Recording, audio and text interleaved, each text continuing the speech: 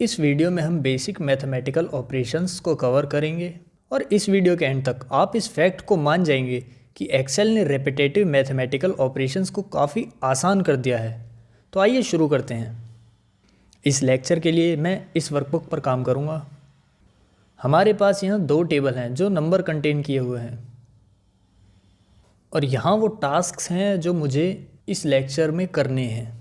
मेरा first task है, मुझे इन दो नंबर्स को ऐड करके इस सम वाले कॉलम में इनका सम लिखना है। फिर फोर्थ कॉलम में मैं दो नंबर्स के साथ कांस्टेंट भी ऐड करूँगा। तो ये वो कांस्टेंट है जिसको हम दो नंबर्स के साथ ऐड करेंगे। फिफ्थ कॉलम में हम इन तीन नंबर्स को मल्टीप्लाई करेंगे और लास्ट कॉलम में हम इन तीन नंबर्स का एवरेज निकालेंगे। कुल मिलाकर मुझे 40 सेल्स फिल करने हैं। ये देखने में काफ़ी बड़ा टास्क लग रहा है। अगर हम कैलकुलेटर यूज़ करेंगे तो उसमें हमें लगभग 15 मिनट लग जाएंगे इन सेल्स को फिल करने में, या उससे भी ज़्यादा टाइम लग सकता है। लेकिन डोंट वरी, एक्सेल इतना टाइम नहीं लेगा। तो चलिए देखते हैं कैसे। सबसे पहले हम दो नंबर्स को ऐड करना चाहते हैं, तो इसके लिए हमें एक फॉर्मूला लिखना होगा क्योंकि कैलकुलेशन करनी है और फॉर्मूला इक्वल टू सिंबल के साथ स्टार्ट होता है। ये सिंबल एक्सेल को ये बताता है कि इस सेल में कोई कैलकुलेशन करनी है। तो हम लिखेंगे इज इक्वल टू, फिर फर्स्ट सेल पर क्लिक करेंगे, फिर प्लस का सिंबल लगाएंगे और फिर उसके बाद सेकंड सेल पर क्लिक करेंगे। आप देख सकते हैं कि जो दो सेल इस फॉर्मूला का पार्ट हैं वो कलर बॉक्सेस में हाईलाइट हो गए हैं। और अब मैं एंटर प्रेस करता हूँ, एक्सेल फॉर्मूला से वैल्यू कैलकुलेट करके यहाँ शो कर देगा। अब जब आप इस सेल पर क्लिक करेंगे तो आप देख सकते हैं कि जो फॉर्मूला बार है वो एक्चुअल फॉर्मूला शो कर रहा है, लेकिन ये जो सेल है ये हमें उस फॉर्मूला की कैलकुलेटेड वैल्यू शो कर रही है। अब अगर आप फॉर्मूला को एडिट करना चाहते हैं तो या तो आप उसको फॉर्मूला बार में एडिट कर सकते हैं या फिर सेल पर डबल क्लिक करके फिर इसमें फॉर्मूला एडिट कर सकते हैं। अब आपके मन में एक क्वेश्चन आ रहा होगा कि इस फॉर्मूला में हम 5 + 6 लिखने के बजाय A2 + B2 क्यों कर रहे हैं। तो अगर हम 5 + 6 लिखेंगे तब भी हमें सेम आंसर मिलेगा, लेकिन सेल रेफरेंस लिखना यानी कि सेल का नाम A2 + B2 लिखना ये हमें ज़्यादा फ़ायदेमंद होगा। इसका पहला फ़ायदा ये है कि हम किसी सेल में आसानी और जल्दी से चेंजेस कर सकते हैं। एग्जाम्पल के लिए अगर मैं इस नंबर को अपडेट करके यहाँ पे 50 लिखता हूँ तो हमें फॉर्मूला को दोबारा करेक्ट करने की ज़रूरत नहीं है। तो हमारा फॉर्मूला इन दोनों सेल्स के अपडेटेड कंटेंट को ऐड करके हमें नया आंसर खुद शो कर देगा। तो अगर पहले आपने फॉर्मूला में दो सेल्स की बजाय 5 + 6 किया होता तो आपको इन नंबर्स में चेंज करने के साथ साथ फॉर्मूला में भी उसे बार बार चेंज करना पड़ता। दूसरा बेनिफिट भी काफ़ी कमाल का है। इससे हम सीरीज़ एंड फार्मूला को एक सेल से दूसरे सेल तक एक्सटेंड कर सकते हैं। अगर आप इस सेल के बॉटम राइट कॉर्नर पर जाते हैं तो आप देख सकते हैं कि हमारा कर्सर एक छोटे प्लस के सिंबल में चेंज हो गया है। यहाँ क्लिक को होल्ड रखकर नीचे ड्रैग करेंगे तो आप देखेंगे कि ये ग्रीन बॉर्डर अगली सेल तक एक्सटेंड हो गया है। आप इसको जहाँ तक चाहते हैं वहाँ तक एक्सटेंड कर सकते हैं, लेकिन पहले देखते हैं कि इसे एक सेल तक एक्सटेंड करने पे क्या होता है। एक्सटेंड करते ही आप यहाँ कैलकुलेटेड सम देख सकते हैं और फॉर्मूला बार में भी ऑटोमेटिकली A3 + B3 ऐड हो गया है। हमने सेल C2 में A2 + B2 ऐड करने का फॉर्मूला एंटर किया था, लेकिन जब हमने फॉर्मूला एक्सटेंड किया तो ये फॉर्मूला ऑटोमेटिकली A3 और B3 में अपडेट हो गया। तो जब भी आप फॉर्मूला को नेक्स्ट रो में एक्सटेंड करते हैं तो सारे सेल रेफरेंसेस नेक्स्ट रो के लिए अपडेट हो जाते हैं। इसी तरह कॉलम्स के साथ होता है। अगर मैं फॉर्मूला को राइट में एक्सटेंड करता हूँ जो कि नेक्स्ट कॉलम है तो सभी सेल रेफरेंस न्यू फार्मूला में नेक्स्ट कॉलम सेल को पॉइंट करेंगे। तो चलिए इसे राइट वाली टेबल की मदद से देखते हैं। यहाँ जो फार्मूला है वो है I3 + I4। अगर मैं इस फार्मूला को राइट में एक्सटेंड करता हूँ तो न्यू फार्मूला में J3 + J4 लिखा आ रहा है। मतलब मैं फार्मूला को जब भी बगल वाले सेल में एक्सटेंड करता हूँ जिसका नया कॉलम नंबर है तो फॉर्मूला के अंदर सभी सेल रेफरेंसेस उसी के अनुसार चेंज हो जाते हैं। तो आप देख ही सकते हैं कि ये कितना पावरफुल है। इस पूरे कॉलम को फिल करने के लिए मुझे 10 बार ऐड करने की बजाय एक बार फॉर्मूला लिखना है और इसे बाकी सेल तक ड्रैग करके एक्सटेंड कर देना है। और ये हो जाएगा। आप देख सकते हैं ये कॉलम रेडी हो गया है। अब अगले कॉलम के लिए हमें नंबर 1, नंबर 2 और कांस्टेंट को ऐड करना है। तो चलिए इसके लिए फॉर्मूला लिखते हैं, is equal to A2 plus B2 plus ये कांस्टेंट।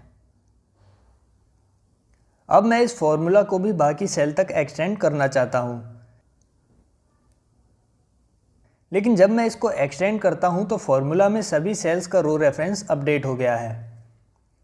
A2 A3 हो गया है, B2 B3 हो गया है और B13 B14 हो गया है। अब मैं फॉर्मूला में B13 के अलावा बाकी रोज़ को चेंज करना चाहता हूँ, बट मैं इसको चेंज नहीं करना चाहता क्योंकि मेरा कांस्टेंट सिर्फ B13 सेल में है। तो कांस्टेंट के सेल रेफरेंस को चेंज होने से रोकने के लिए हम डॉलर सिंबल का यूज़ कर सकते हैं। तो आइए देखते हैं ये कैसे होगा। इस फॉर्मूला में कॉलम नेम और रो नेम यूज़ हो रहा है। अगर आप फॉर्मूला को ड्रैग करके डाउन करेंगे तो फॉर्मूला में रो नेम अपडेट हो जाएगा। रो नेम नंबर्स होते हैं तो 2 3 बन जाता है, लेकिन अगर आप रो नेम के आगे डॉलर सिंबल लगा देंगे, डॉलर सिंबल हमें कीबोर्ड में 4 नंबर वाले बटन पर मिलेगा, यानी कि अगर हम शिफ्ट दबाकर नंबर 4 प्रेस करेंगे तो डॉलर सिंबल ऐड हो जाएगा। तो अगर आप रो नेम के फ्रंट में डॉलर सिंबल ऐड करके फॉर्मूला को ड्रैग डाउन करते हैं तो आप फॉर्मूला बार में देख सकते हैं कि डॉलर सिंबल वाली सेल अपडेट नहीं हुई है और बाकी हो गई, मतलब कि ये लॉक हो गई है। तो इसको कॉलम के सभी सेल्स तक एक्सटेंड कर देते हैं। तो आप देख सकते हैं कि सभी सेल्स में करेक्ट कैलकुलेशन हुई है। अब हम कॉलम्स के लिए भी सेम चीज़ कर सकते हैं। कॉलम में जब हम फॉर्मूला को लेफ़्ट से राइट ड्रैग करते हैं तो कॉलम नेम चेंज होता है। तो कॉलम नेम के आगे डॉलर सिंबल लगाने से ये लॉक हो जाएगा। तो अब हम इसे हॉरिजॉन्टली एक्सटेंड करते हैं तो हम देखेंगे कि I3 J3 हो गया है, I4 J4 हो गया है और I6 J6 हो गया है। अब मैं इसमें I6 को I6 ही रखना चाहता हूँ और मैं नहीं चाहता कि ये J6 हो। तो मैं फॉर्मूला बार में I6 के आगे डॉलर सिंबल ऐड कर दूंगा, जिससे कि I लॉक हो जाएगा। तो अब अगर मैं इस फॉर्मूला को हॉरिजॉन्टली एक्सटेंड करता हूँ तो आप J3 plus J4 plus I6 देख सकते हैं। क्या हो अगर मैं रो नेम और कॉलम नेम दोनों के आगे डॉलर सिंबल लगा दूँ तो? जी हाँ, तो दोनों ही चेंज नहीं होंगे, चाहे हम फॉर्मूला को कहीं भी मूव कर लें। अब अगले 2 कॉलम्स में हम जानते हैं कि हमें क्या करना है। तो चलिए पहले फॉर्मूला लिखते हैं। प्रोडक्ट के लिए फर्स्ट नंबर सिलेक्ट करेंगे, फिर मल्टीप्लिकेशन का सिंबल जो कि स्टार का सिंबल होता है, ये हमें कीबोर्ड में नंबर 8 की पर मिलेगा। फिर सेकंड नंबर को सिलेक्ट करेंगे और इसे नंबर 3 से मल्टीप्लाई करेंगे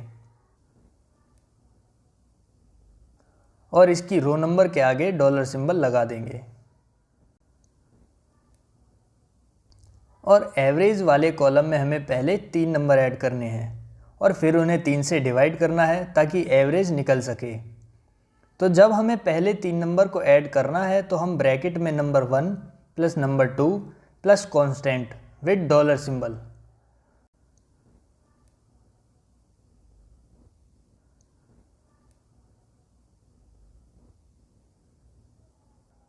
और इस ब्रैकेट को क्लोज करेंगे और इस टोटल सम को 3 से डिवाइड कर देंगे। इस 4th कॉलम में हम कॉलम डी का कैलकुलेटेड सम भी यूज़ कर सकते हैं। कॉलम डी में हमारे पास पहले से ही सम की वैल्यू है, तो हम उस वैल्यू को भी 3 से डिवाइड करके एवरेज निकाल सकते हैं। तो ये फॉर्मूला लिखने की बजाय हम D2 डिवाइडेड बाय 3 भी कर सकते हैं। तो इन दोनों सेल्स में फॉर्मूला हम लिख चुके हैं। तो यहाँ एक आसान ट्रिक और है। दोनों सेल्स को सिलेक्ट करके बॉटम कॉर्नर पर जाकर डबल क्लिक करेंगे। जब आप डबल क्लिक करते हैं तो एक्सेल इसको ऑटोमेटिकली सारे टेबल तक एक्सटेंड कर देता है। तो इससे आपको क्लिक होल्ड करके उसे पूरे टेबल तक ड्रैग करने की ज़रूरत नहीं पड़ेगी। आपको बस बॉटम राइट कॉर्नर पर जाकर डबल क्लिक करना है और पूरी टेबल खुद ही फिल हो जाएगी। तो आपने देख ही लिया होगा कि एक्सेल उन टास्क्स को कितना आसान बना देता है जिनमें रेपिटेटिव कैलकुलेशंस करनी पड़ती है। आने वाली वीडियोज़ में हम मैथमेटिकल, लॉजिकल, टेक्सचुअल आदि फंक्शंस यूज़ करेंगे जो कि ज़्यादातर एक्सेल में यूज़ करे जाते हैं। इस वीडियो में बस इतना ही।